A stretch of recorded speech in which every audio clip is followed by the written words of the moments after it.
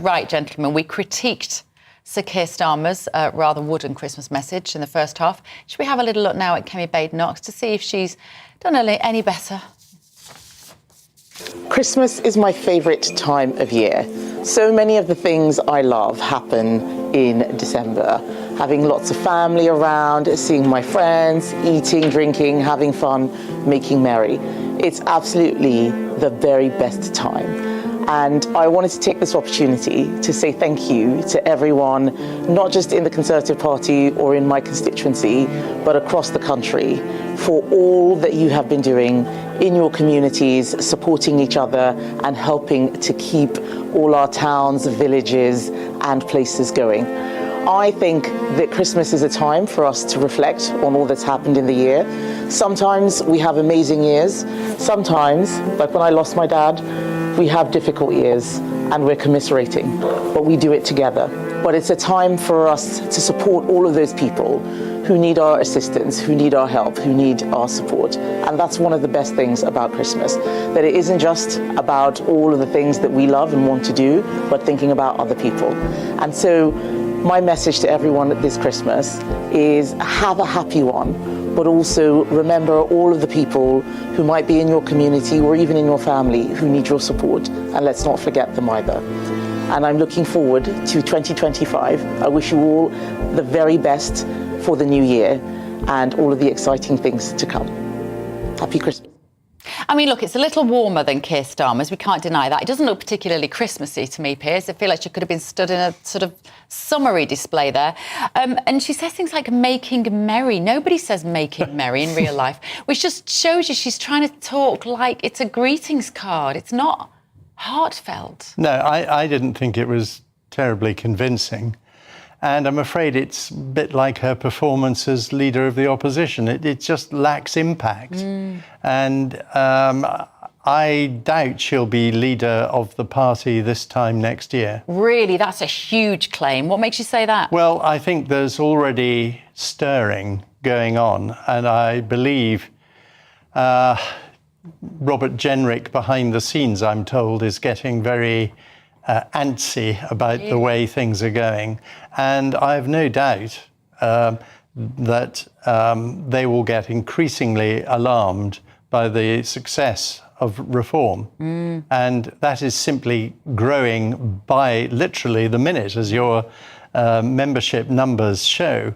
I don't think Kemi will survive a year, because she's making no impact in the House at all. When you say the membership, we're not talking about Jubilee's membership, we're talking about Reform UK's membership. 125,112 members as of now, 6,500 behind the Conservatives. Very clever that Reform UK have done this, and they're ticking up the numbers as people sign up to that. Is that a surprise to you, Nigel, to hear Piers say that Kemi Badenoch might already be on her way out? She's only been there 5 minutes. I'm surprised about the timescale that Piers puts on it. I'd have thought that she had a couple of years. Yeah.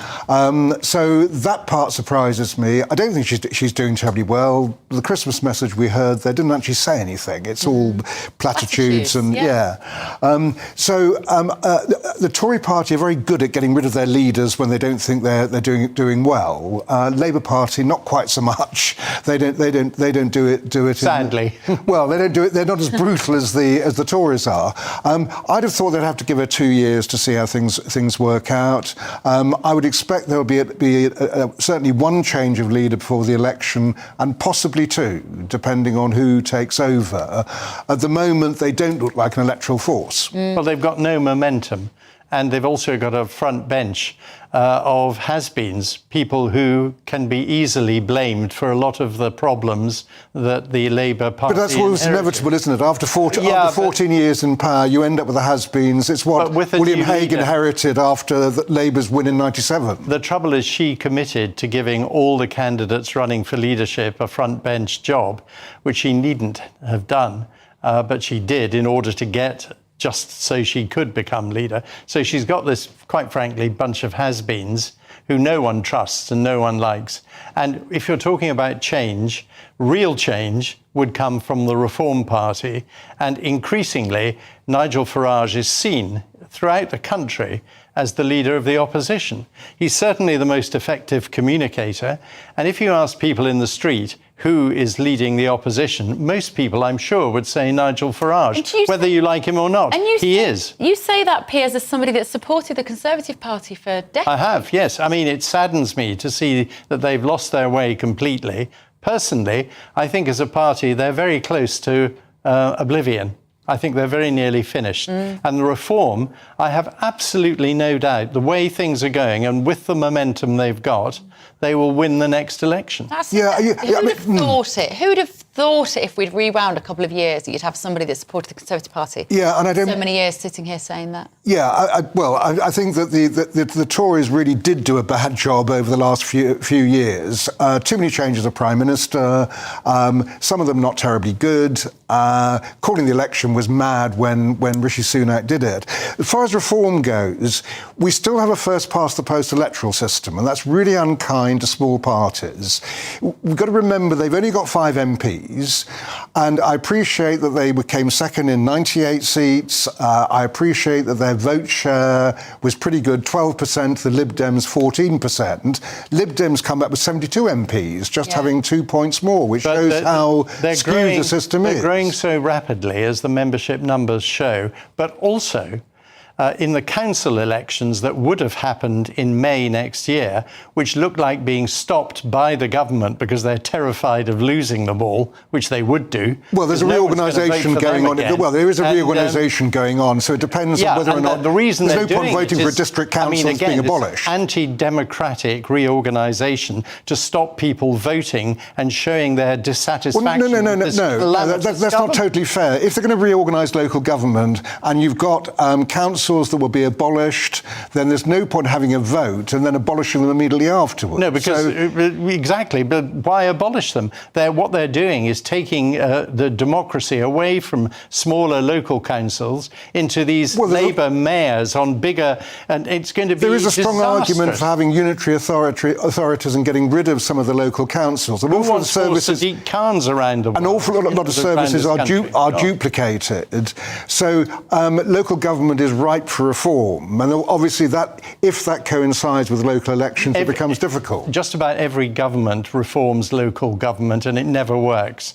All it does is cost money and do more harm to local services. And this is perhaps the most gigantic reorganisation and disastrous one about to happen, because everything this government has done so far has been disastrous, and this will be even worse. But it's also so bad because it's taking democracy away from the people, something I believe that will come home to roost with Labour very, very strongly. Let's talk about our armed services. Services have been trailing this morning, and this is this idea, Nigel, that a fifth of soldiers can't be relied on to fight. What's happening here? Well, what seems to be happening is that they've all got medical problems. And so, for instance, there are an awful lot of soldiers who need basically Goldilocks weather. Not too hot, not too cold, just right, because they can't cope with either hot or cold. What? That's an actual medical condition? I don't think it's a medical condition. I don't know what the medical condition is that stops them being able to fight in the... I think it's called malingering. In certain temperatures. But that seems to be what is happening. It is appalling. I mean, the idea that soldiers aren't fit enough and that there are sailors who can't go to sea, well, you'd think that's really part of the job description, to be able to go and sail on a boat somewhere. So, and we've got the army being reduced in size anyway, so we'll be dropping to below 70,000 troops. So it seems that John Healey, the Defence Secretary, really has got to get a handle on this pretty quickly. I mean, goodness knows why this is going on. Has this figure gone up, or has there always been? I don't know. Well, I mean, for years, the army have always referred to the RAF as penguins, because you always see a lot of them milling around together with no one obviously in charge, and none of them can fly. And it would seem that they're all malingerers as well. Well, I mean, it's a huge percentage of people who are taking a perfectly good salary and all kinds of benefits to malinger. And if that's the case, they should be out. Well, are they malingering? What's wrong with them? They need physiotherapists. What the report doesn't say is exactly what they're suffering from. What are the problems? But you don't have firemen afraid of fire, do you? No, I mean, otherwise it would be a basic... It's part of the job description that you would go out there and go and do that. If soldiers don't like loud bangs, I'm sorry, they shouldn't be soldiers. No, Extraordinary. Absolutely unbelievable. Right, I think we've run out of time, fellas. How are you spending your Christmas Day? Apparently we haven't quite run out of time. How will you be spending Christmas Day? You're probably on GB News, aren't you, Nigel? You are, on Boxing Day I am, but on Christmas Day, no, with the family. Lovely. And you've got you and Claire Purcell, who we see on the show quite a lot, and children, teenagers you've got. With Claire's son, 16-year-old son. Lovely. Yeah. Brilliant. Next year he'll be getting a car. And the star of our Christmas will be my 7-month-old grandson, Charlie.